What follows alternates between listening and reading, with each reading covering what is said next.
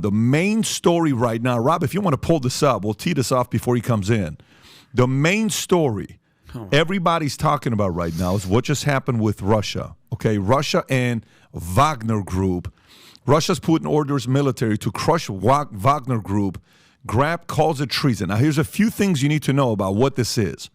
Number one, the guy behind Wagner Group is a guy named, I want to pronounce this correctly, Yevgeny Prigozhin. Okay, Prigozhin, that's his name, Yevgeny Prigozhin. He's a billionaire. It's like the Blackwater of Russia.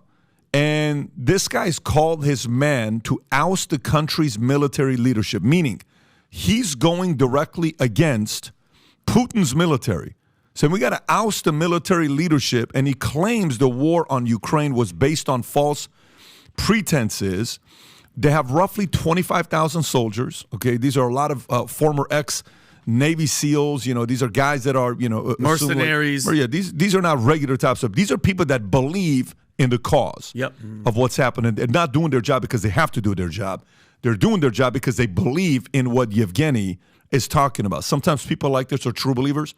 You know, 10 soldiers that are true believers going against 100 that are just doing their jobs. Sometimes the 10 has an edge over the other 100 because they believe exactly in what they're doing. So Robin Hood. Exactly. So Putin responded, the actions of Wagner Group are seen as treason. There's a warrant out for him right now. They got bombed. I think he claims they got bombed. Their unit got bombed. They're bombing some, gas, different kind of places that they're taking out.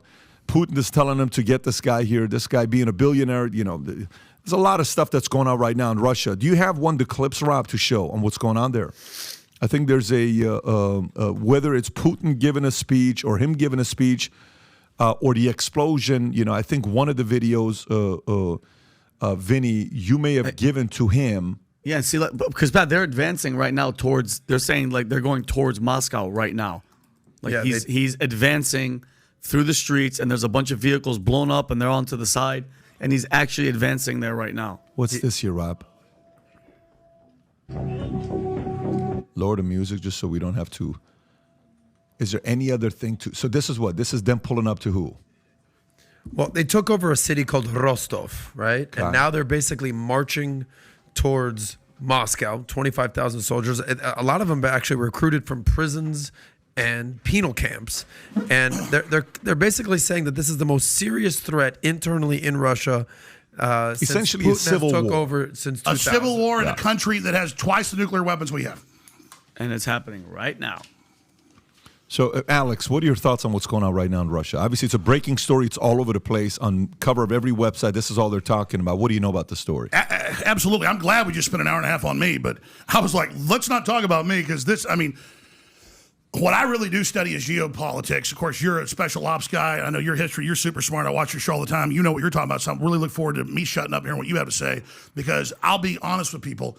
I didn't talk about the submarine until Friday because I wanted to see all the pieces. And they lied to us about that. They knew it blew up on Sunday. They used it as a distraction, bare minimum. And I'm sorry for the dead.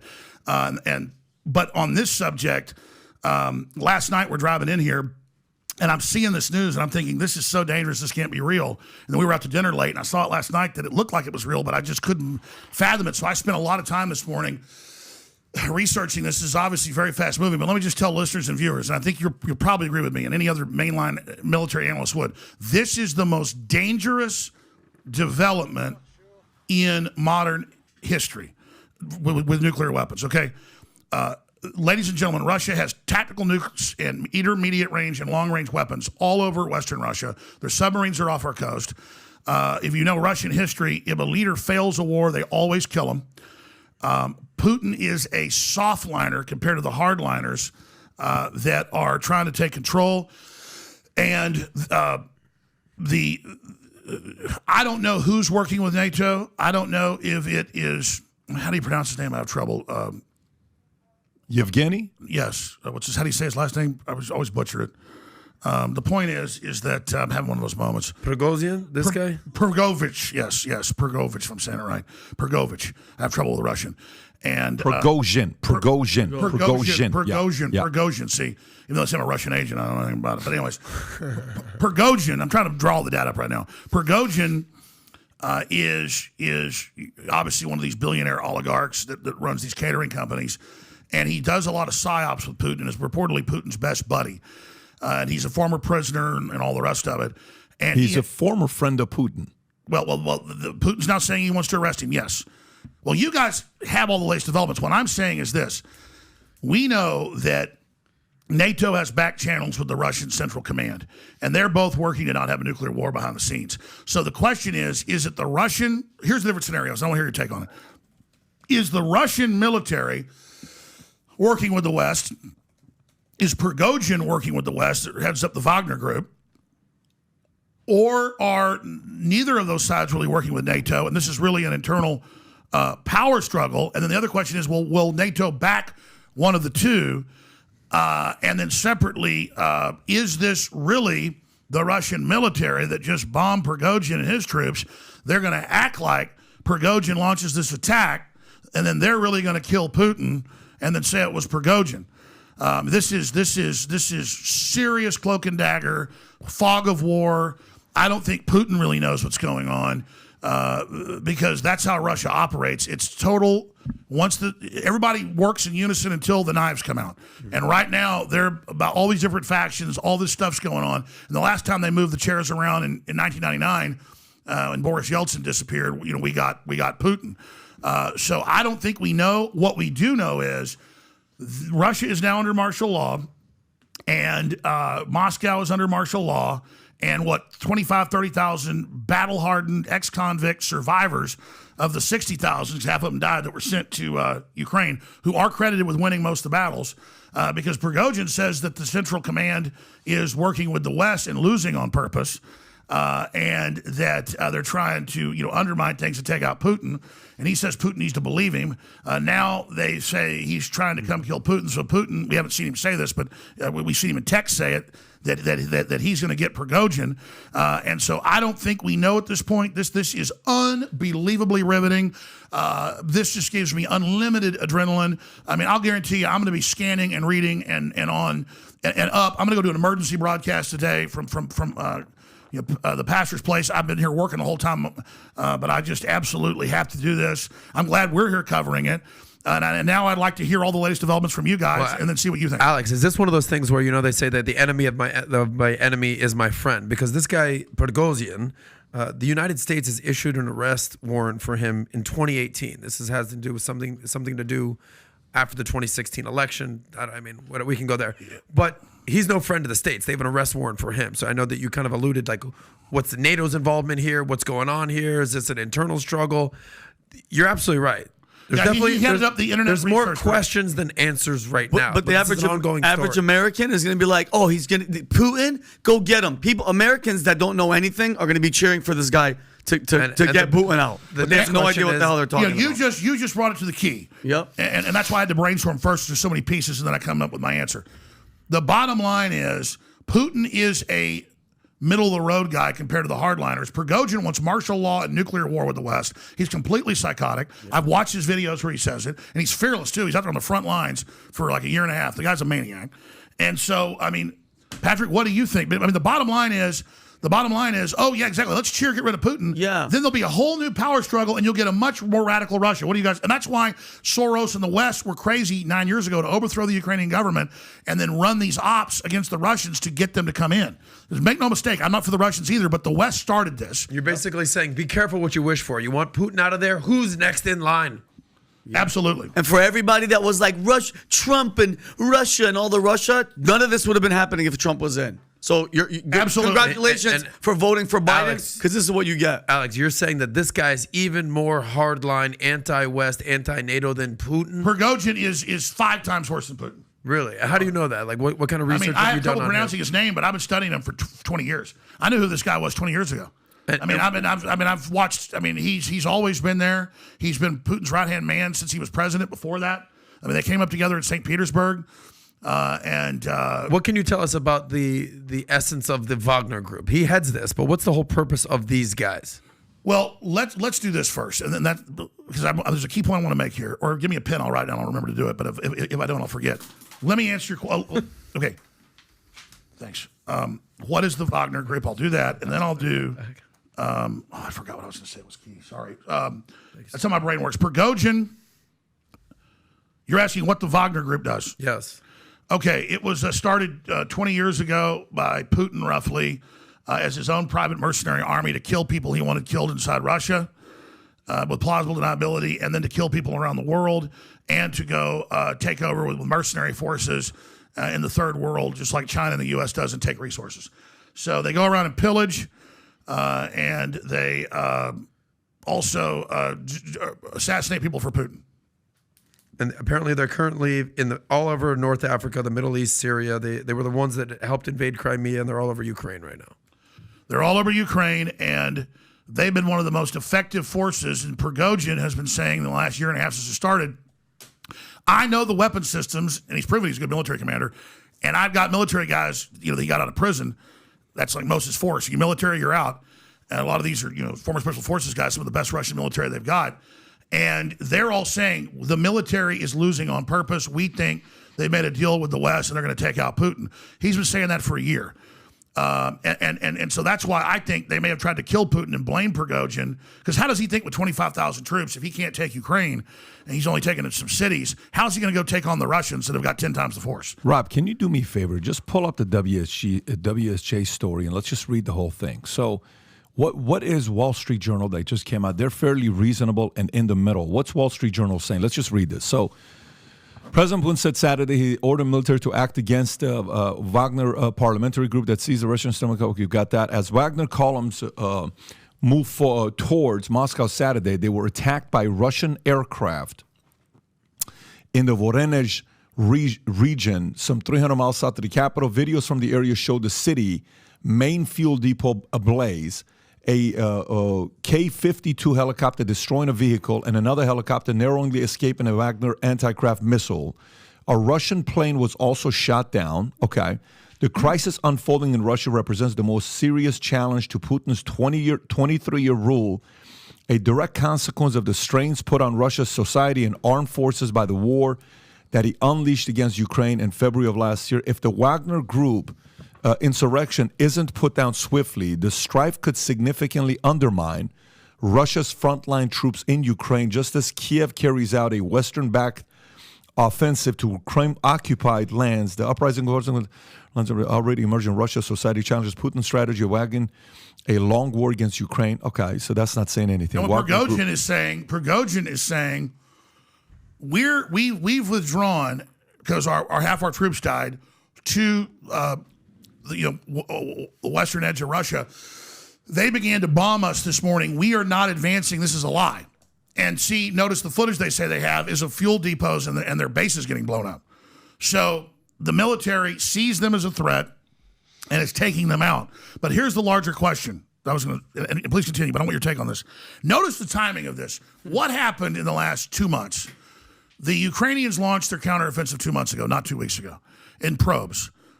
Then they launched their main attack, and not hundreds, but 10, like 400 or 500. I've watched the videos. I spent days searching, and it's not duplicates. The Russians, it takes 3 times the troops and armor to take a position, and you know this from the military, than it does to defend it. So the Russians got torn up going in, but now the Ukrainians have got to go into their defenses.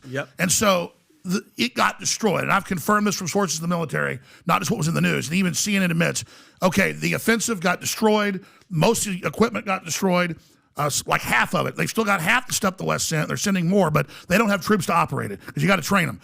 And so the Russians just destroyed this counteroffensive. Mm-hmm. Then magically it kicks into gear for a coup against Putin. That's the next phase. If they can't drive them out and have that victory, then next we get Putin. And so again, is the high command working with the West to get rid of Prigozhin and Putin and set up their new Russia system, maybe with the West, maybe not. We don't know which group this is. The timing of that fits with the West with the Russian system cutting off Prigozhin and Putin because these guys are best friends. Now, I'm not saying that's what's happening, but Putin isn't sure.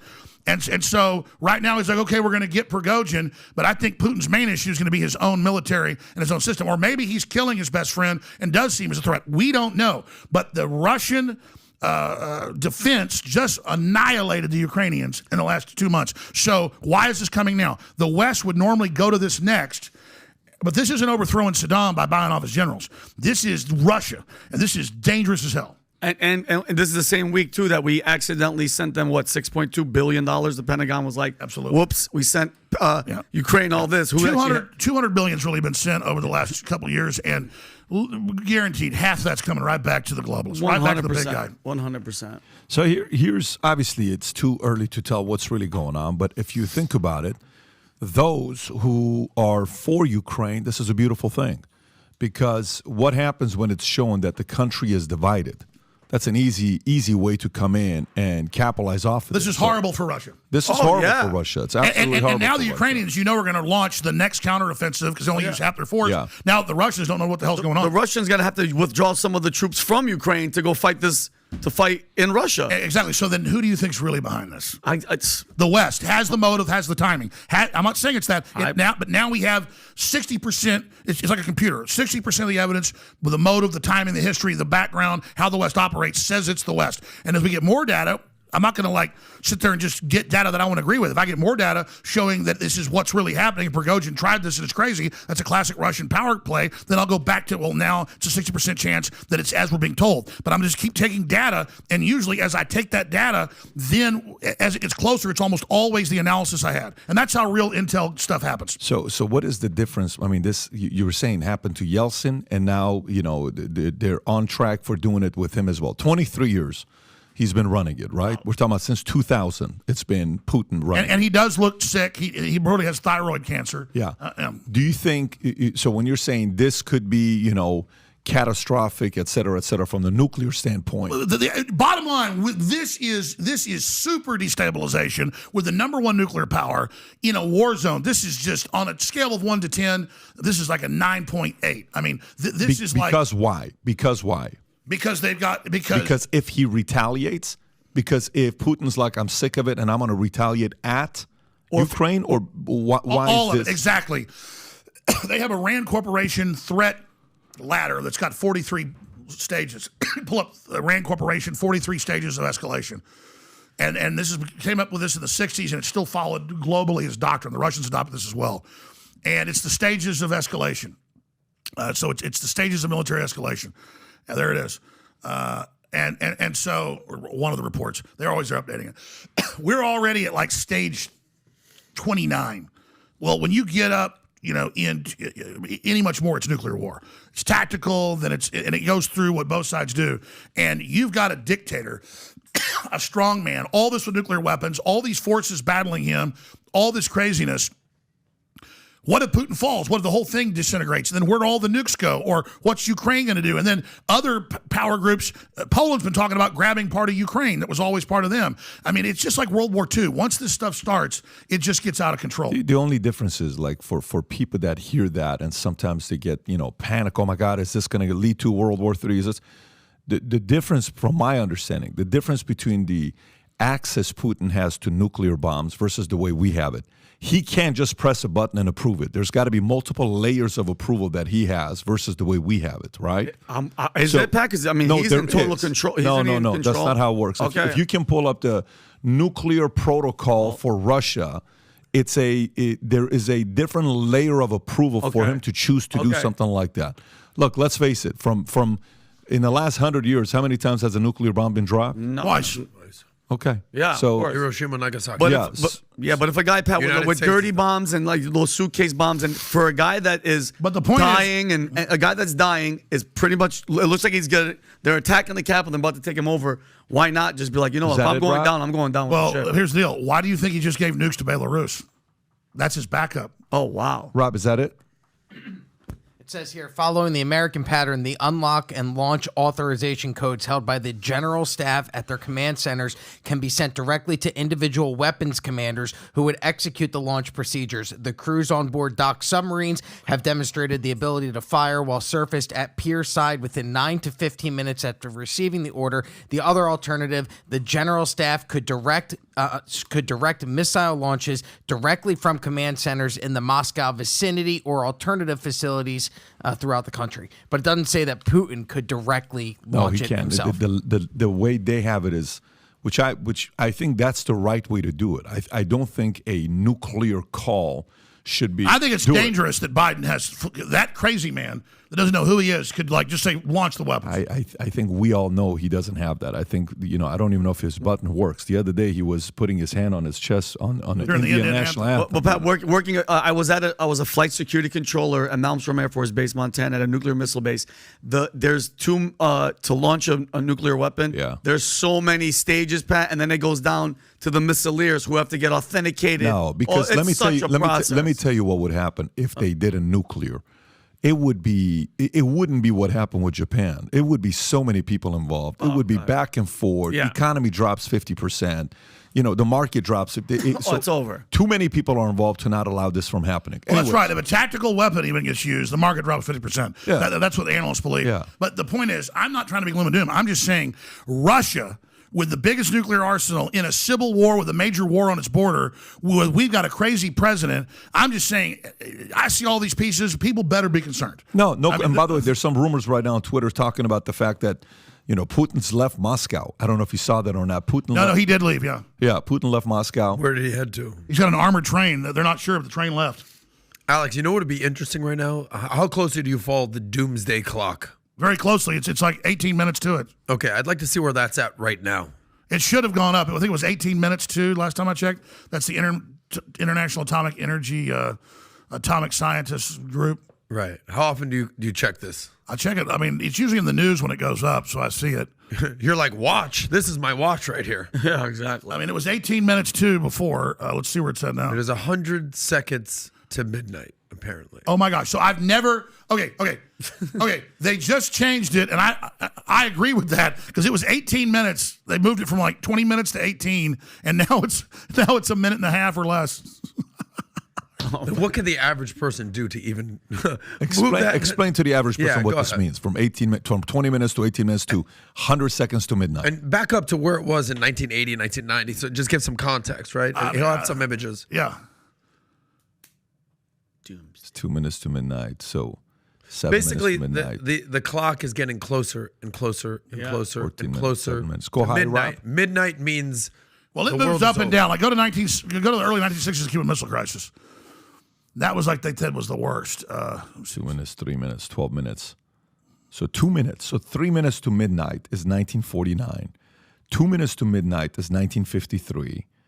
Does it go any further back or no, Rob? That's it. Okay, keep going up. Let's just say it started right after World War II. Keep going up. So we got 7 minutes, 4 minutes, 3 minutes, 6 minutes, 9 minutes, 14 minutes, 7 minutes, 10 minutes, 7 minutes, 5 minutes, 6 minutes, 5 minutes, 2 minutes, 2 minutes, 3 minutes, 3 minutes. Keep going. 2 minutes. 100 seconds was 2020. 100 seconds 2021. It's still the same thing. 100 seconds 2022. So during COVID, and does it have it for today? During COVID, and now it's 100 seconds. It's not changed. Okay. I think that's some kind of article. There's an actual clock to a press release. The point is, that's their feeling on it. I would just say this moves the clock towards it. Has Doom's clock moved? Check to see, Rob, if the that is scary, Doomsday. Well, let me ask you guys this question. If they get rid of Putin and they put a less hardline guy in, will that embolden the warmongers in D.C. to launch more crap? Because they want to go to war with China. And I don't like China, and I don't like Xi Jinping. I don't just like the Chinese people, but I mean, I hate the communist Chinese, what they do and everything. But I mean, they're really trying to sell a war now with China. This is getting nuts. And if they're able to defeat Russia by overthrowing Putin with a bunch of intelligence operations, I mean, this is just going to make them more hungry. So if you like this clip and you want to watch another one, click right here. And if you want to watch the entire podcast, click right here.